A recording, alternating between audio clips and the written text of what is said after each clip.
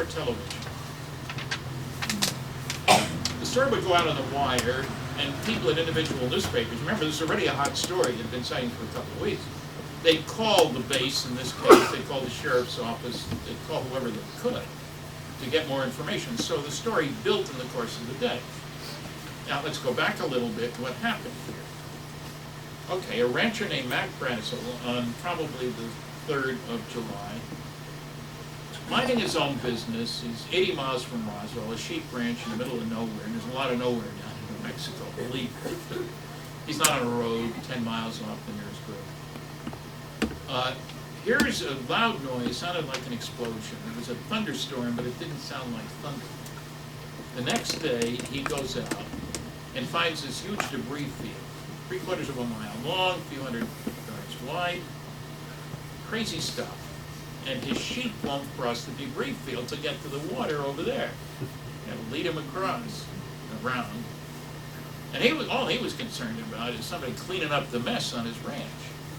Now, he didn't have electricity, didn't have a radio, didn't have indoor plumbing. But on Saturday, the 5th of July, he went into Wade's General Store in the little town of Corona. There's also the bar, the pool halls, where you got your supplies every week. A small community, everybody knew everybody. And that's when he first heard about flying saucers. He was telling his buddies about finding this crazy stuff. And they mentioned to him, hey, there's a reward being offered for parts of one of these flying saucers. A few $1,000, that's a lot of money. He didn't have a lot of money. We've got statements from the people at Wade's General Store. And when the 50th anniversary occurred 10 years ago, there was a sign of what used to be a movie theater. Forget about Roswell, it all happened here in Corona. So my book is Crash at Corona, a definitive study of Roswell. That's it. Anyway, they all tell him he should go to the sheriff's office in Roswell, collect a reward. So on Sunday the 6th, in his little old pickup truck, he puts some of the wreckage, certainly not all of it, goes into the sheriff's office, and the sheriff, by prearrangement about anything that might affect the base, you know, a drunken airman, a crash, whatever, call the base, because Colonel Blanchard, the base commander, wanted good relationships between the town and the base. You know, it's something you worry about. You don't want difficulty. I mean, a lot of people worked out at the base, civilians too, but still.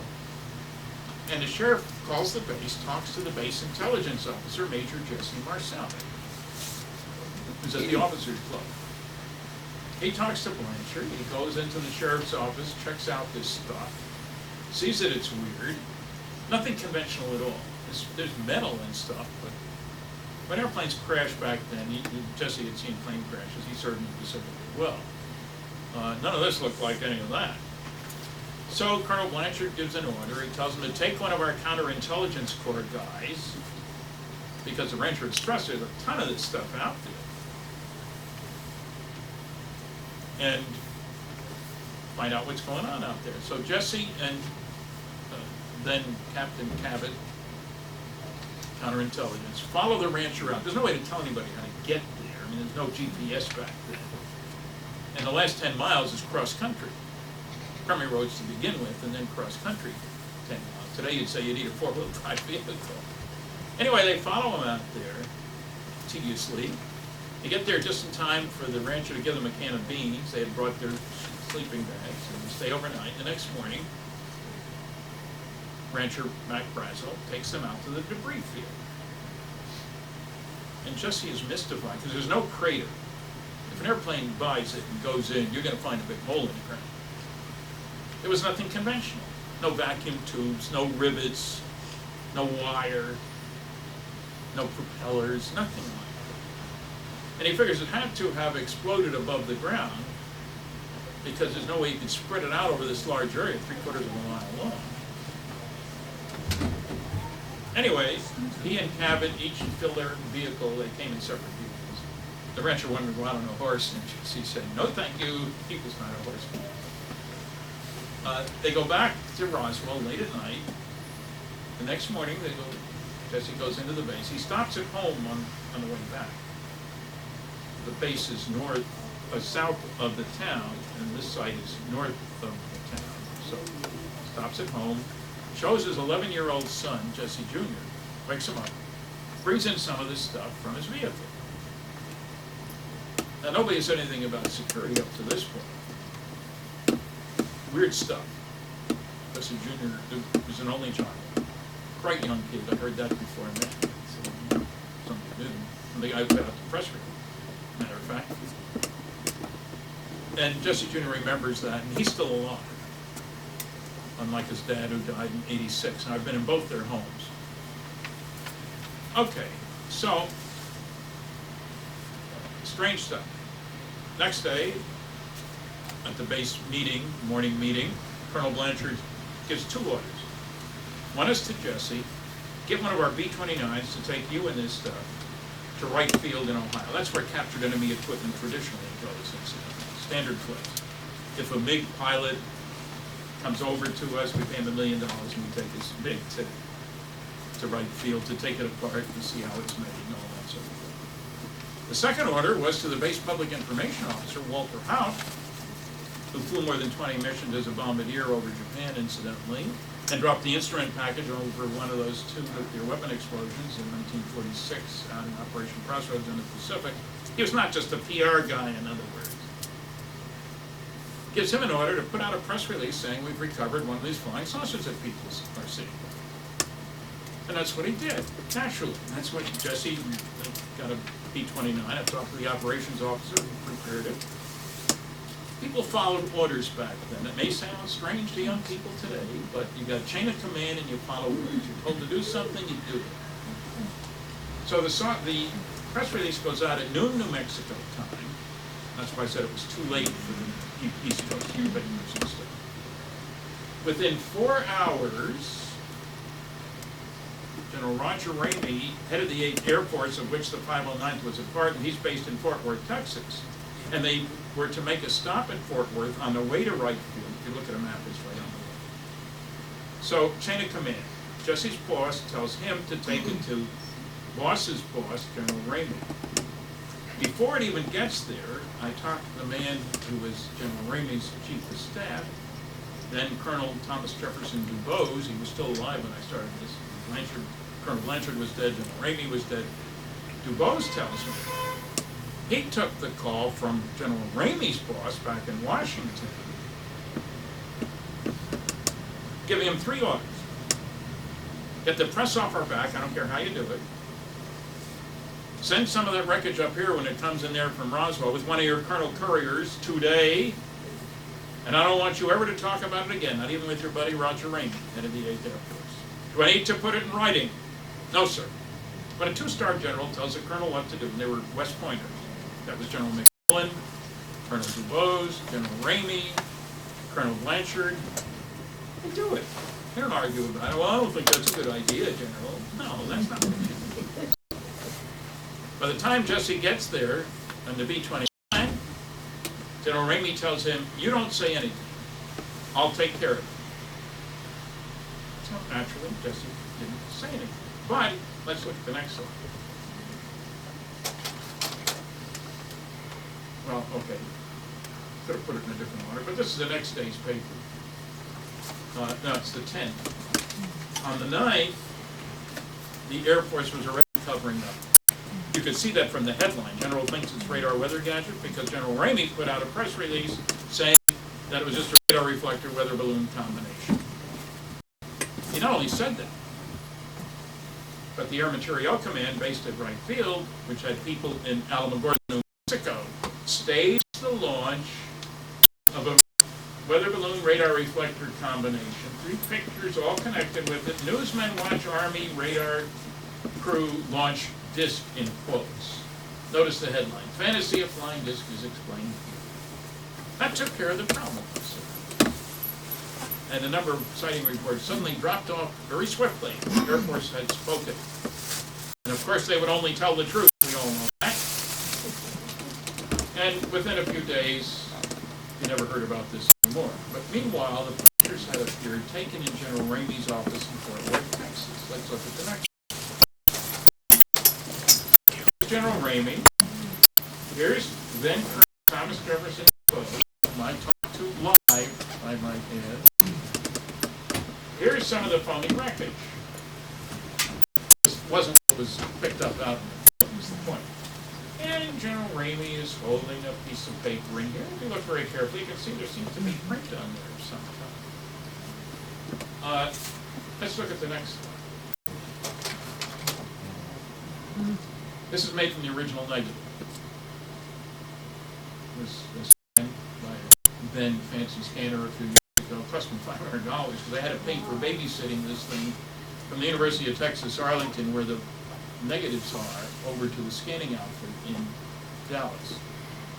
Has to be accompanied so you don't break the chain of evidence, you know.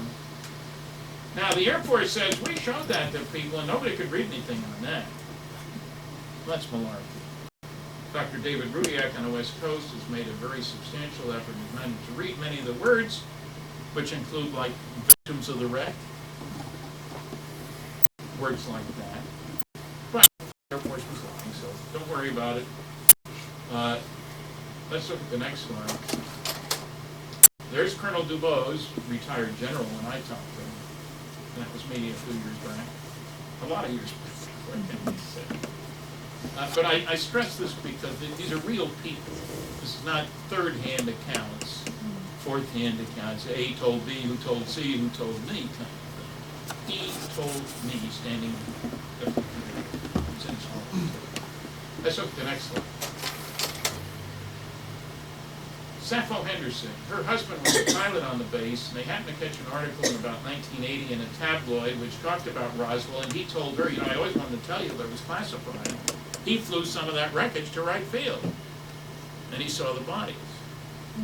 Well, her husband was dead, so I couldn't find him. And somebody else told the story. Well, I managed, because Unsolved Mysteries paid the expenses of me finding her. They wanted people who hadn't been interviewed before, and I heard the story, and I'm a good detective. And the guy who found her wouldn't tell me where she was, protecting her. I managed to find her, cost me, I think, $150 for the phone calls, which they paid, fortunately. Used her on the air. She came across extremely well. What I wanted to do, and which I did, was get 5 names from her, people Peppy might have talked to. I mean, I did talk to her daughter and her son-in-law, son, but I wanted colleagues. So she gave me some names, and I tried to contact all of them. One of them was his World War II. He flew over 50 missions in Europe. This wasn't just a dink Piper Cub pilot. He was flying military missions. I found his navigator during World War II.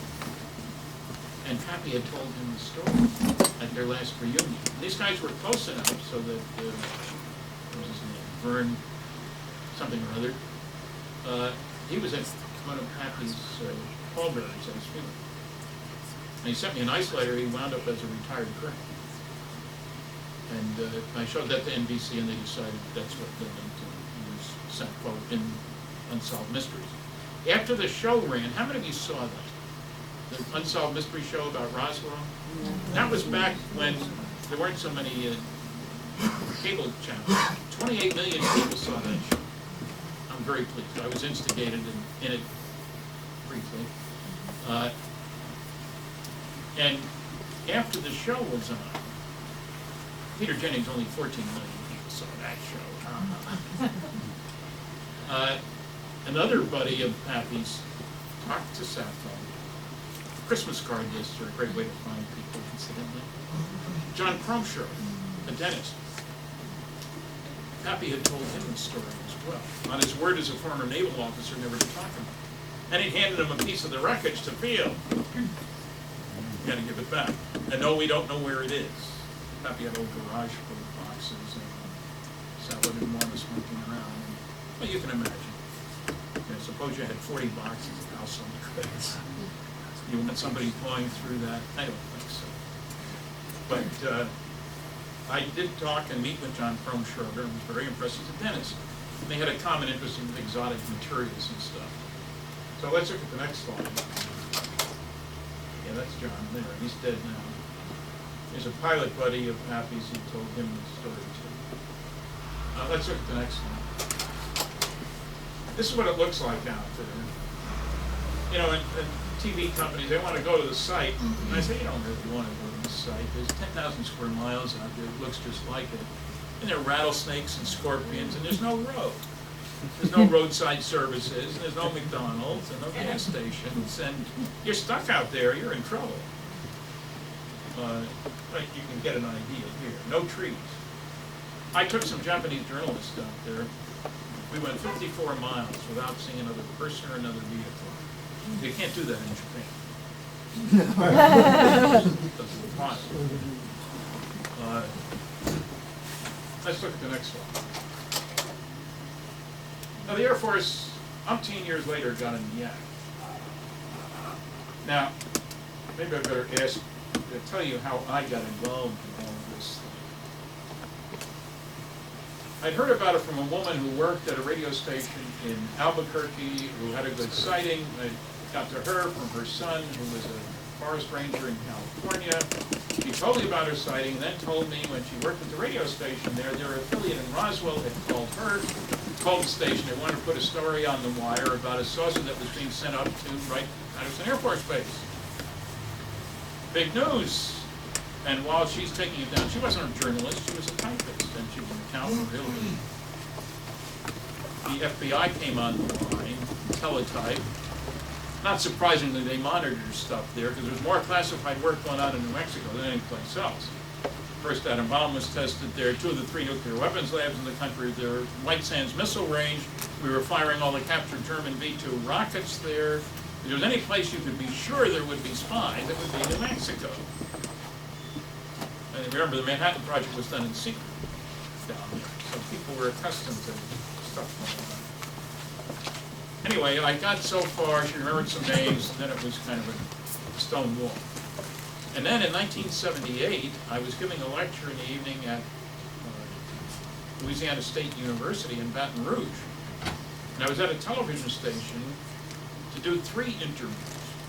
I'd done the first 2, and the third reporter was nowhere to be found. There were no cell phones back then. It was 1978. And the station manager, he knew the person who brought me to the station. He knew I had other things to do. He was giving me coffee, apologizing, looking at his watch, and out of the blue, he says, you know, the guy I talked to is Jesse Marcel, brilliant investigator that I said, who's he? Oh, he had the record of one of the guys you were interested in when he was in the military. What? What do you know about him? You know, bolt from the blue. There was nobody around. He wasn't laughing or anything. Oh, he lives over in Houma, Louisiana. I know where that is.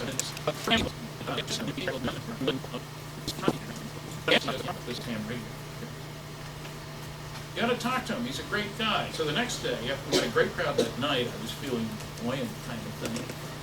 I called information in Houma, got a number for Jesse A. Marcel, called Jesse.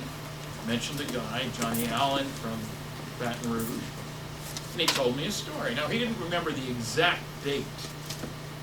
And I know there were so many sightings around there. What am I going to do without that? Well, I filed it. A few months later, I'm in Bemidji, Minnesota, and somebody, after my lecture, another full house, ever hear anything about a crash saucer in New Mexico? Well, yes. Tell me more. So they tell me about their friend Barney Barnett, who was working in New Mexico somewhere, who had stumbled across the wreckage of a flying saucer and some strange bodies. I got their name, phone number, contact information. The very next day, I met with William Moore. We'd known each other in Pittsburgh years before. He had a third story. This is from an English publication, Flying Saucer Review, about an English actor, Huey Green, driving across the country from Los Angeles to Philadelphia, heard on the radio about a crash saucer in New Mexico. I figured it would be a big deal by the time he got to Philadelphia. Nothing. Well, he was still alive, and his son lived in Canada, and we could pin down the date because it wasn't a trip you made very often back then. You can imagine what the roads were like. Late June, early July 1947. So Bill went to the University of Minnesota Library, looked in the periodicals department, and found the story. It verified what Jesse had told us. Jesse's picture was in many of the stories. His picture was taken in General Ramey's office as well. And it gave us the names of the guy who put out the press release, and Colonel Blanchard, and Dubose and Ramey and all the rest of that stuff. In the next 2 years, we found 62 people connected with the case before the first book came out. That's why I resent when Jennings people say the witnesses just crawled out of the woodwork. Like hell. There's a lot of effort before the internet incident in finding people was not science. And even tried more. The first book came out in 1980 by William L. Moore and Charles Berlitz. I got a percentage of Bill's royalties. Bill and I did 90% of the work, research work. Over the next 6 years, we found a total of 92 people altogether. And I instigated the Unsolved Mysteries program. And would you believe there were people who called the program, even though the 800 number was only during the other part of the show. Half the program was Roswell. And when I reran the show, incidentally, it was seen by 30 million people several months later. That doesn't happen now. That was their highest rated Unsolved Mystery program ever. So I came out with a book, and it's still going on. There's more garbage about Roswell out there than you can shake a stick at. Mostly from the armchair theorists, unfortunately, who don't bother talking to witnesses, but do their research by proclamation. Anyway, the Air Force got a neat act because a congressman from New Mexico, who's dead unfortunately, Steve Schiff, requested the General Accounting Office to look for Roswell information after he got turned off by the National Archives and other people. I mean, when congressmen want briefings, they expect to get them, and he didn't get them. So the GAO started looking, and the Air Force put out a preemptive strike. This volume is about 1,000 pages long. The Roswell Report, Fact versus Fiction in the New Mexico Desert. Colonel Weaver provided the fiction. There's all kinds of wrong information in it, unfortunately, and about me too, and about Jesse Marcel and so forth. I resent it. But even the cover is misleading. That's the kind of hat the rancher wore. He didn't say he saw anything in the sky. They have the wrong dates. They make it sound like Jesse ran off National Enquirer. And also in 1978, they placed the story when it was 1980. I know, I gave the National Enquirer, Brad was a liaison with their committee of 5 PhDs trying to sort out the best site of the year each year. I gave him Jesse's contact information because the first book was coming out. And it wasn't going to hurt the sales of the book. Jesse didn't go running to them. And he also lied about me. Those things bother me. And it turns out Colonel Weaver's specialty is disinformation. Honestly. I got that from somebody who took the course. It wasn't bad enough. In this, they say this is the last comment we're going to make. This is 94. In 97, let's look at the next one. They put out the second volume. Now this wasn't as heavy, it's only 250 pages. This has some of the sillier explanations. Now the first volume came up with the mogul balloon explanation. And in all the television, it's this huge polyethylene balloon, teardrop shape.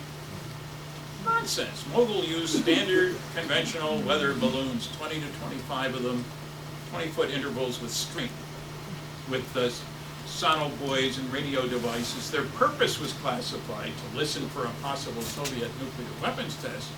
None of the equipment was classified, and often when they were finished running their tests, they let it lie there in the desert. But they've said it was the most classified stuff around, as classified as the atomic bomb. Garbage. The mogul balloon explanation doesn't work. The characteristics of the material. Now, some of the material was like material, extraordinarily strong. That you could fold and fold and fold again, and it would unfold on its own, memory matter. And you couldn't tear it, couldn't cut it. Crazy stuff. There were some I-beam-like pieces, about 3/8 inches high. The weight of balsa wood, everybody was familiar with balsa wood. Couldn't break them, couldn't cut them, couldn't burn them. Sound like balsa wood to you? Not to me, it doesn't. Every kid knew about balsa wood because we built model airplanes. But, a 3-year-old can tear the foil. We knew about foil from the backs of cigarette packs and candy and stuff like that. And certainly nobody would say it's memory metal. This report came up with really silly explanation. Those stories of bodies, we in the Air Force did our homework and we found out what caused those. Crash test dummies were dropped all over New Mexico, and they have a map that they use 3 times in this report. They lie about me in here too, which is presented. They never call me a scientist. It's kind of interesting. They don't. They show this map 3 times, all the places in New Mexico where they dropped crash test dummies. None of them were dropped anywhere near either of the 2 crash sites, which is kind of intriguing. It's almost as if the guys who were dropping them said, make sure you don't drop anywhere those saucers crashed. Now, there's another problem with the crash test dummy explanation. These guys got chutzpah. They're willing to stick their necks out. When were they dropped? None were dropped before 1953. And fortunately, a reporter asked at the press conference, well, was Roswell in 47? Well, people's memories are confused. I showed you the headlines from 1947, for goodness sakes. But there's another problem. I located the man who was in charge of the program back then. Now let's look at the next slide. Maybe I get the right one. Yeah. Colonel Madsen. Colonel when I found him in Mexico. This is Sierra Sam, one of the dummies. You can tell the difference, but now he stressed to me that all the dummies had to be the same size and weight as pilots. You're checking ejection seats and so forth. The test would be meaningless if they were little guys 3.5 feet tall. And there's no way to morph that into a little guy this big that I can think of anyway. But time travel for crash test dummies, that's okay. The Air Force invented it. I mean, pretty silly. And I show you the picture only because I talked to the guy. And it illustrates the point. This is not, it's taller than he is. Next slide. Now, obvious question. Air Force picks up 2 crashed flying saucers and several alien bodies found a little distance away in one case. What are they going to do? Dig a hole in the ground and bury it all and say, maybe we won't tell anybody, it'll go away? Of course not. This is New Mexico, remember. Manhattan Project place, where they developed nuclear weapons and were firing rockets and stuff. You might expect that they'd set up a group, sort of like the Manhattan Project, to figure out what gets with these things. I mean, you do have some rather serious questions. Where are these guys from? What do they want? Are they going to destroy us? They're little guys. Are they going to work with the Chinese, for example? Well, you know, when you don't know, you worry, right? Anyway, in December 1984, Bill Moore and another colleague of ours, Jamie Chandler, received a roll of film in the mail, on which were 2 sets of 8 negatives each of a top-secret, eyes-only briefing for President-elect. Is that somebody's phone? Yes. Abducted, please. Nice sound, boy, that'll wake everybody up. We get 2 sets of a roll of film in which there are 2 sets of 35mm negatives each, in which is a top-secret, eyes-only briefing for President-elect Dwight D. Eisenhower. Can you check the focus on that just a little bit? It's more there we go. Okay, thank you. It's a briefing for President-elect Eisenhower dated 18 November, 1952. And we only have, it has a list of attachments, A through H, but we only have A, which is a memo from President Truman to Secretary of Defense Forrestal, authorizing him to proceed with Operation Majestic 12. They named the members of the group, was set up, accountable only to the President. The group was divided to 2 Army, 2 Air Force, 2 Navy, 5 scientists, and the Secretary of Defense. 3 of the guys, were the directors of Central Intelligence. And the 13th man, when one of the guys died, the Forrestal committed suicide, was also a director of Central Intelligence. A very high-level group, no elected people. Truman was smart. These guys were all with clout, and then already demonstrated their capabilities during World War II. And the question, of course, is whether the document is genuine or not. You don't have paper to test. And so I've got a whole book about my testing of this. It took me 12 years before I wrote it, but the critics immediately jumped in when we finally made it public. That comma, for example, proves that it's a false document because it violates the government style manual. No comma there. The only trouble is when you go to the archives, I've been to 20 archives, you find all kinds of date formats back in the 50s because it was pre-computer age. Depended on who was typing it. We had great typists back then, gals who worked during the war. And I say girls, that's not a bad comment, it's just the women were doing the typing, the guys were off to war, you know. 100 words a minute was not unusual on a manual. And so it depended on who was typing it, and each office had its own style standards. There was no template like today and stuff. And I found many examples of that same date format. And a whole bunch of other things that they complained about. One of them, of course, was the makeup of the group. Let's look at the next slide. This is Roscoe H. Hillencoder. He was the Director of Central Intelligence in 1947. Dr. Vannevar Bush was the outstanding scientist, researcher, Roosevelt's best advisor, was there when the first atom bomb was tested, head of the Office of Scientific Research and Development. They developed radar, proximity fuse, and 80 other specialties. The leading scientists in the country. Forrestal was Secretary of Defense. The asterisk is he died in '49. He was replaced. Nathan Twining, head of the Air Materiel Command at that time. One of those articles in the front of the Roswell paper talks about Twining, who would obviously try to find out if there was a secret project going on that might account for this. So he did. He went on to be Secretary of Staff, Air Force Chief of Staff. He was the Vice Chief of Staff, and he became the Chief of Staff following Hoyt Vandenberg, who died of cancer, who had been Chief of Staff of the Air Force, and also had been Director of Central Intelligence.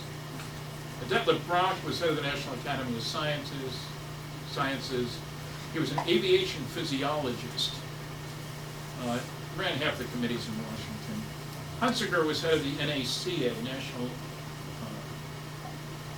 Advisory Committee on Aeronautics. It became NASA in the late 50s. They did wind tunnel tests. Sowers was the first Director of Central Intelligence. Gordon Gray had been Secretary of the Army. I'll skip a name. Montague was down, General Montague was down at Fort Bliss. He had the German rocket scientist under him. Lloyd, and then went on to become head of the Armed Forces Special Weapons Group at the Kirtland Air Force Base. Lloyd Berkner was a close associate of Bush, was a major advisor to governments and stuff. An incredibly good group. Now I left out one, Dr. Donald Menzel. There was the fly in the ointment. He was the big debunker of his day. He wrote 4 debunking books. He was a Harvard professor of astronomy. Now, all these other guys had high-level security clearance. That was perfectly obvious from what the committees they were on and what they were doing. You don't need a high-level security clearance to teach astronomy at Harvard. I had one run-in with him. I was not impressed, so I thought maybe somebody's trying to pull a prank here. You know, we're going to go public with this, and they're going to say, "Gotcha! I made it up myself." You know. So I had to get permission from 3 different people to look at Menzel's papers at Harvard. All these guys were dead. The last one dying, Hunsaker, he was in his 90s. He died just 2 months before we got this roll of film. Very convenient, you might say, no matter which side of the fence you're on. I went to Harvard, not liking Menzel. His books are terrible, and was totally astonished to find. Well, for example, he wrote to John Kennedy that Menzel, had a longer continuous association with the National Security Agency, 30 years as of 1960, of anybody in the country. He did top secret work for 30 different companies. He had a top secret ultra clearance with the CIA. He taught cryptography. He was head of the Communications Unit No. 1 of the Naval Reserve long after the war was over. Nobody knew any of this. There's an 8-page appreciation of him after his death in Sky and Telescope magazine, and none of this is mentioned. The 100th anniversary celebration of his birth at Harvard, none of this is mentioned. That was an eye-opener. He also had a loyalty hearing, and his staunchest defender was Bush. There was nothing about that in the New York Times either. But the papers are at Harvard. And I talked to the law firm which thanked Dr. Bush for being such a staunch defender of Dr. Menzel. So I wrote an article about the double life of Donald Menzel, and people say, how could he live a double life? Well, Burgess, McLean, and Philby were three Russian spies who worked in British intelligence. You want to talk about leading a double life, that's where you really got to lead a double life.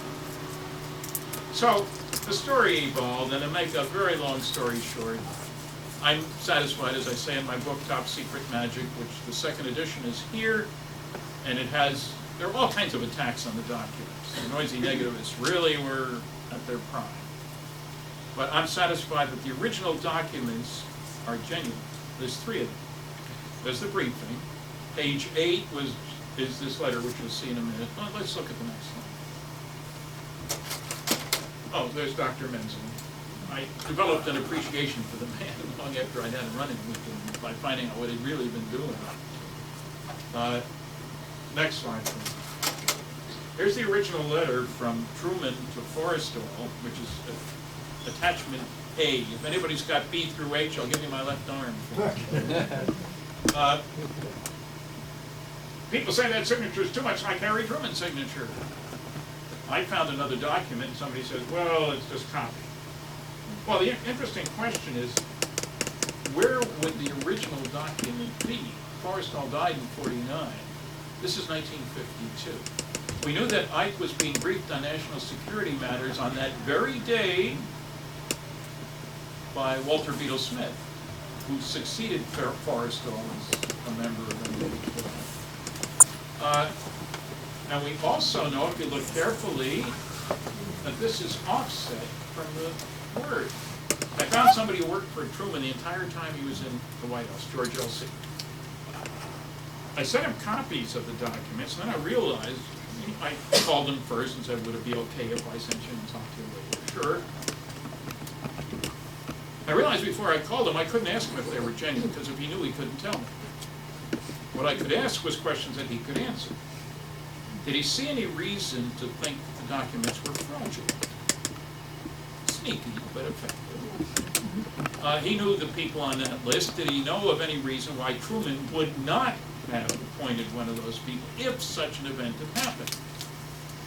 I mean, he might have said, no, perhaps he would never have appointed Joe Jones to such a committee. He couldn't stand his guts or whatever. No.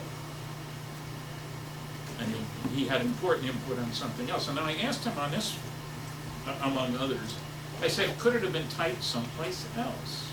Because Bush's office always had the period after the date. Now, I don't know about you, I never put a period after the date.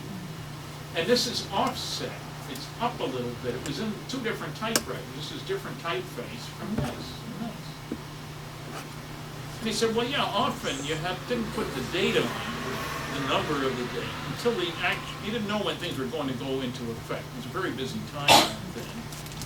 And so you'd wait until it was appropriate, and then, well, how about being typed at somebody else's office, not the president's? He said, well, 90% of what a president signs is typed, in other offices is prepared for his signature.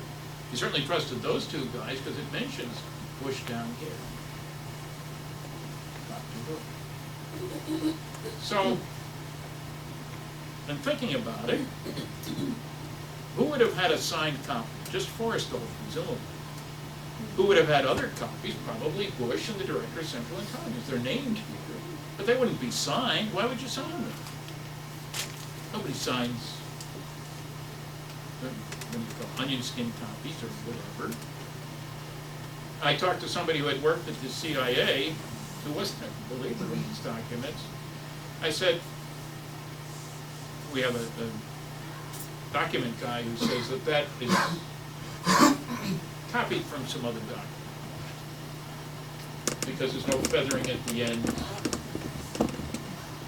And so I asked the CIA guy, is it not true that the CIA could have had signatures put on that? I said, of course. I mean, we do have spies. They need phony papers, don't they? the team that went after Eichmann in South America. One of the people they brought with him was a guy who prepared phony documents.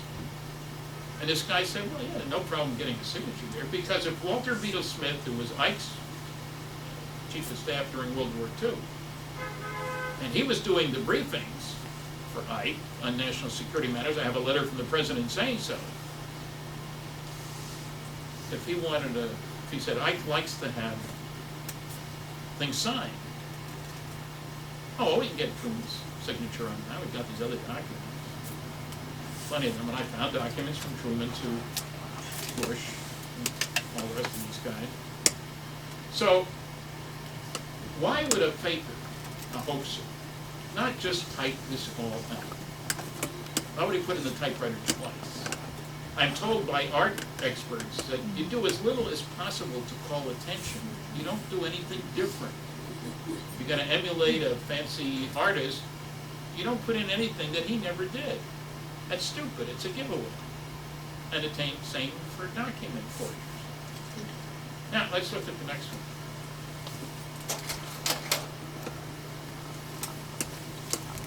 This is just an enlargement of that, so you can see what I mean. You can see that this is offset from this. You know, it's up higher. It's nice to hear it from a guy who was there.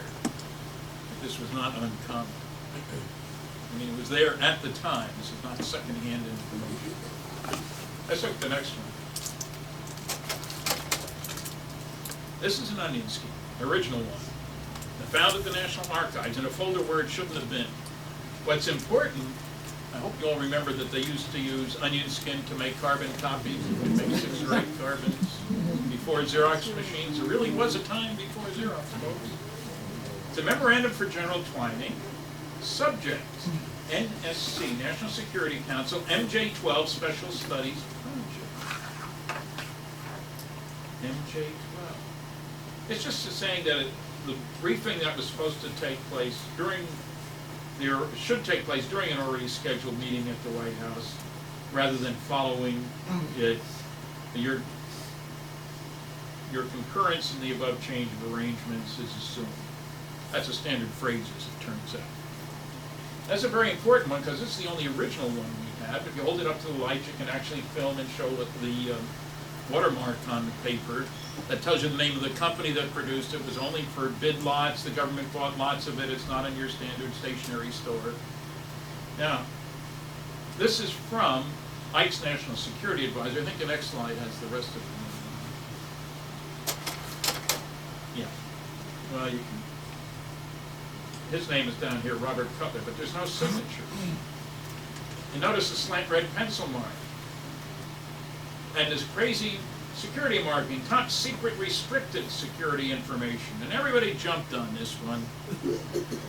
Oh, that was never used by the government, said the government.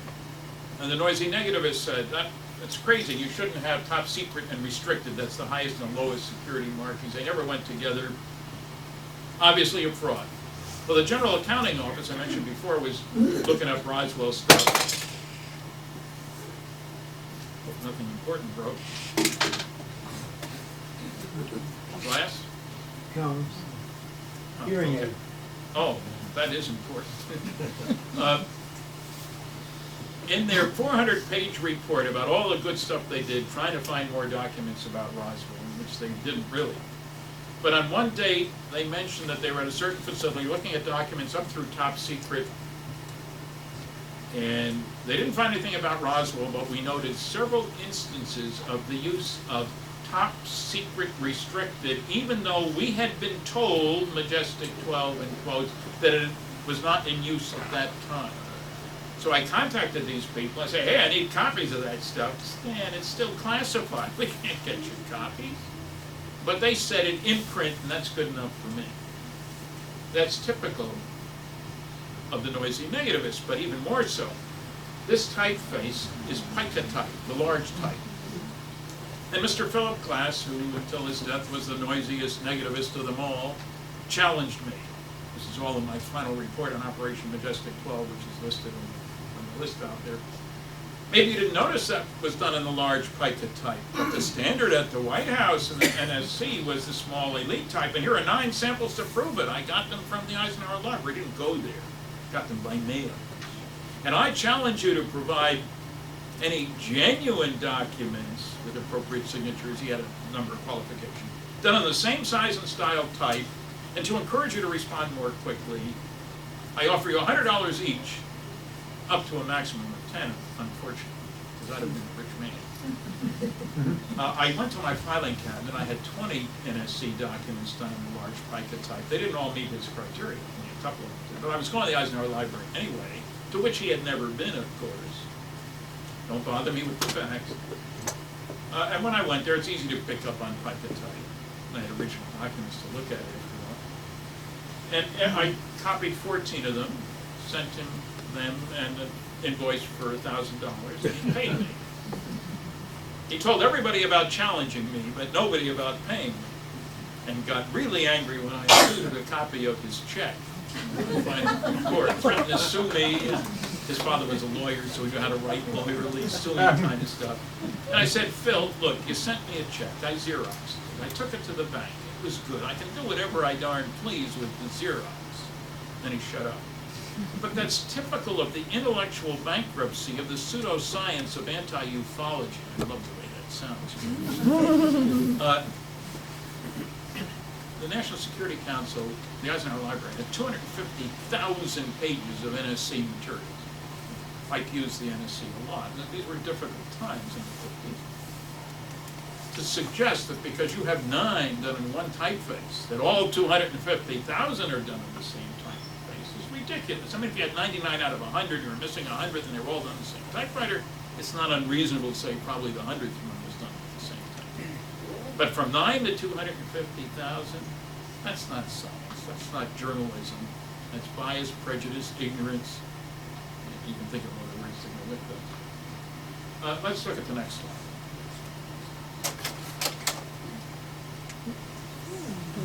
Finally, we get to the pictures. Now, intentionally, I am using old UFO pictures. Why? Because A, they've been investigated by sharp people, and B, there's no way people made them with their home computer. And today, most of you probably have kids who can make great pictures on their computer. So, we get around that problem. It just seemed reasonable to me. This is McMinnville, Oregon, May 1950. Of Paul Trent, a farmer, and his wife. And Dr. Bruce Maccabee has done a lot of work on these. Bruce is probably the outstanding ufologist today since Jim McDonald died. He worked on the original negatives. People in town knew the Trents, and as somebody not very politely said, they weren't smart enough to have hoaxed it. But, well, the farm community. Let's look at the next slide. There were 2 pictures taken.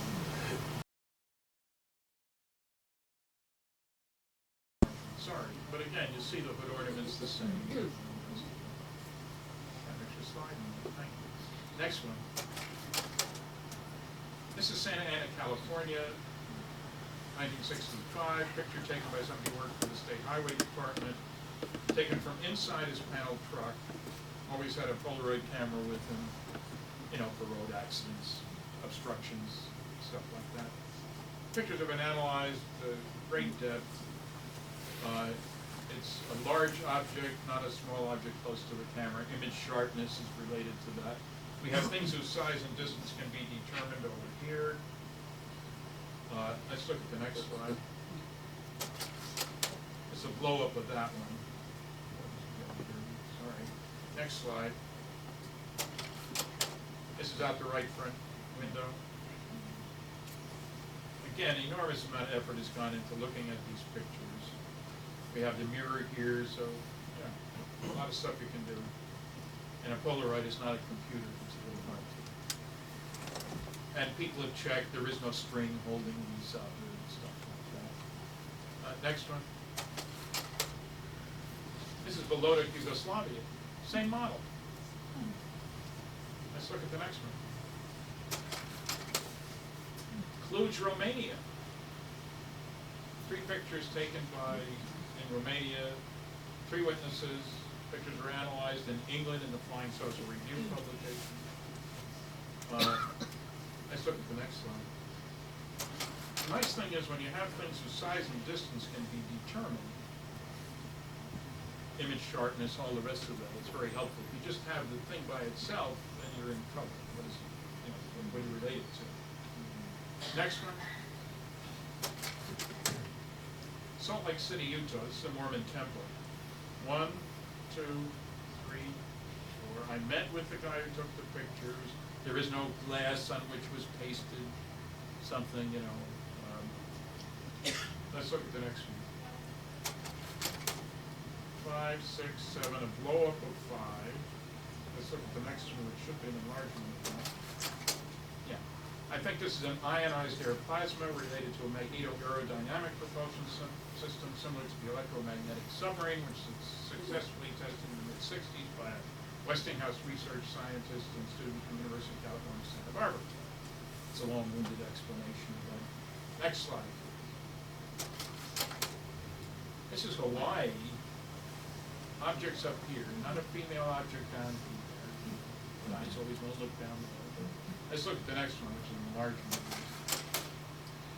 And I think that's an ionized air plasma related to a magneto-aerodynamic propulsion system. It turns out if you ionize the air and make it electrically conducting, you can control all the important aspects of high-speed flight. You can generate lift, drag, control heating, sonic boom production, radar profile, all the nice things you want to do. I had a literature search done when I worked for McDonnell Douglas of technical report literature related to magneto-aerodynamics.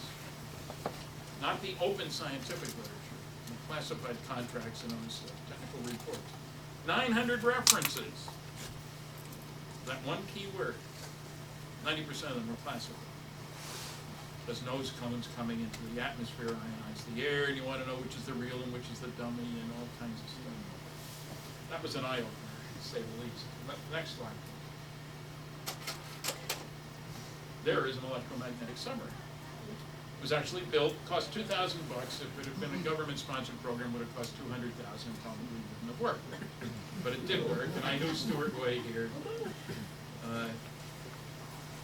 There have been several papers published about this. I reference them in my papers. This is not mythical, in other words. The Japanese built one, spending a lot of money and using superconducting magnets. It's on the front of Popular Mechanics many years ago. And a big company, Kawashima, was involved in that project. That's EM, electromagnetic submarine, EMS. Next one, please.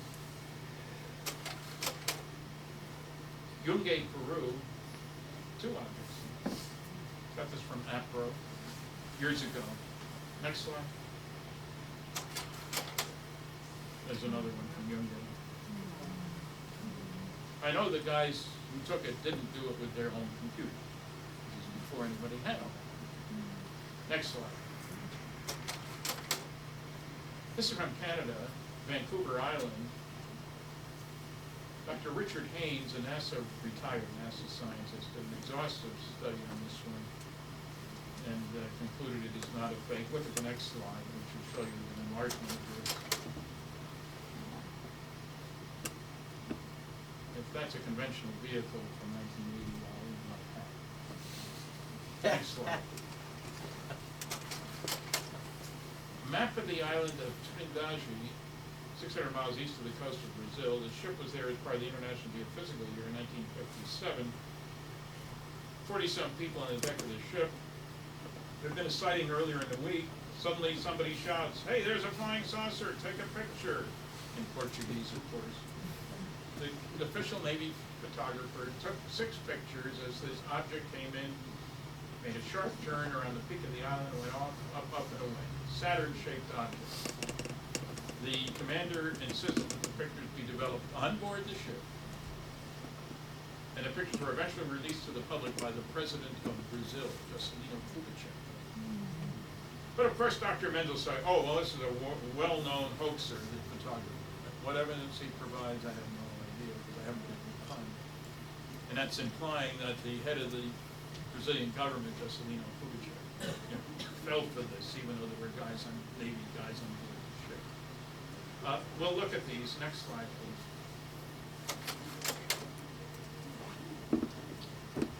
Not sure. This is a blow-up of, can we find the object? This is one of them. Let's look at the next one, please. Black and white picture. Next one.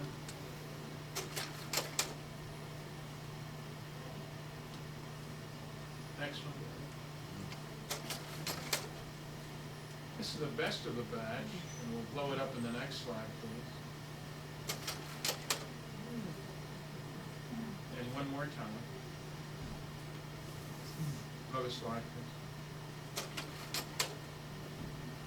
Now we're back where we started. You know, I described things that could have been built by many companies here, but I know of nobody who could build things that look like that and act like that. It's the same thing here. This thing made high-speed turn, silent, no wings, no visible external engines. If it wasn't made here, it was made someplace else. That doesn't say where, why, how, who, or anything like that. Not manufactured on planet Earth. That's a big conclusion. Now, I said at the beginning that one of my conclusions was that we're dealing with a cosmic Watergate. So I have to tell you a little story to establish that as true. Back in the late 70s, a group of us, Citizens Against UFO Secrecy, went after the CIA. We want all your UFO stuff. Freedom of information. We don't have any UFO stuff. Go away. You do too. We do not. We play back and forth. We finally go to court. Gentlemen of the CIA, please do a search.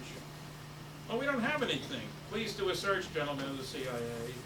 They come back to court. They found 900 pages of UFO material. None of it rated above secret. There should have been some top secret stuff. They also found 57 documents from other agencies. Technically, you can't release somebody else's documents. You got to go with them. Everybody and his brother was collecting UFO stuff. The Department of State, the Defense Intelligence Agency, and a whole bunch of these guys.